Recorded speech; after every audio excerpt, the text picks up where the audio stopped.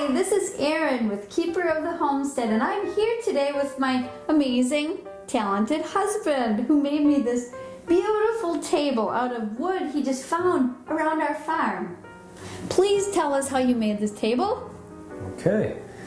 Well, the first thing I did was find these old oak boards, which were laying around, like she said. And then what we did is cut them to length, approximately. We want a little bit longer, just so you'd have a little bit of play at the ends. And then they got all glued together like a butcher block. Except what we did is we had to straighten the boards because they're usually twisted or bowed.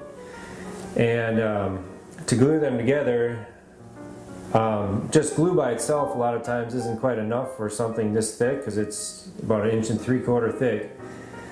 So what I did is I splined them with a router. You cut a 1/4 inch groove on both sides of the board, and then you take a piece of 1/4 inch plywood and spline it, and then you glue it. So it makes a real strong joint, and so that's what we did on every single board. Glued them all together and clamped them, and then I did a end piece on it too, going the opposite direction, just at the ends. Did you spline that one?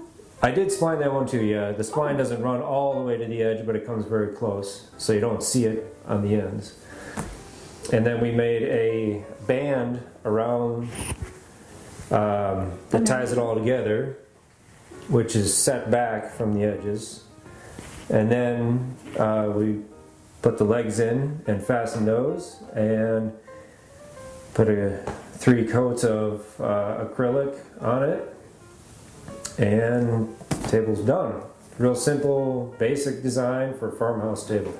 Yeah, and I just am so thankful for it. Thank you so much for building me this table. I'm so excited for all the beautiful, wonderful meals we can have around this table.